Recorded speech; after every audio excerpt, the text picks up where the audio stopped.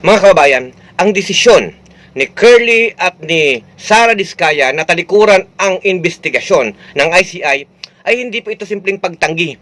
Isa itong pag-iwas sa pananagutan at may pinagtatakpan. May nasa likod dito na huwag nang humarap at huwag nang makipagtulungan sa ICI. Sa harap po ng mga tanong tungkol sa paggamit ng pondo at impluensya sa mga proyekto ng gobyerno, ang kanilang katahimikan po ay nagsalita ng mas malakas kaysa sa anuman pong babanggitin ho nila. Malinaw po ang ebidensya. Malinaw na buong bansa matindi ho ang kanilang pakikipagkutsabahan. Hindi lang yan simple sa mga ensya ng gobyerno, kundi sa mga politiko. May pinagtatakpan. At kung may tinatakpan, dapat po itong mabunyag.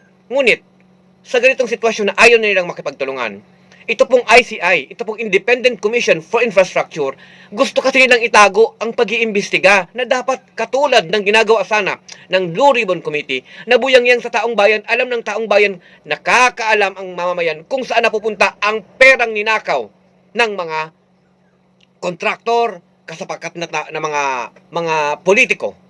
Hindi dapat patago po ang paghahanap ng katotohanan. Ang transparency at accountability ay dapat tinitindigan natin. Hindi po ito opsyon. Ito po ay mismong diwa ng hustisya kung papaano hahabulin yung pera ng bayan.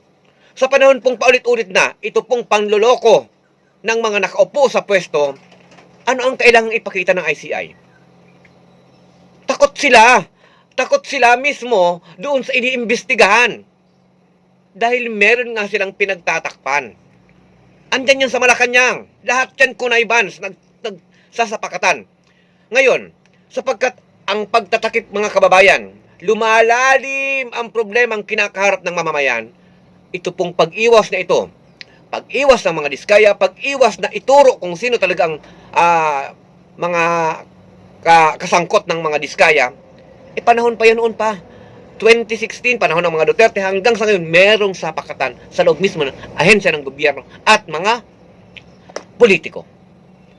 Sa bawat pag-iwas po ng mga ito, mas lumalakas po ang panawagan ng taong bayang dapat tayong manindigan, mag-ingay, no? Lumabas sa mga lansangan ang mga kabataan, kababaihan, estudyante, mga taong simbahan, manggagawa, magsasaka, lahat po ng mga sektor sa Pilipinas dapat pong magsalita. Papanagutin ang lahat ng sangkot at dapat talagang may managot.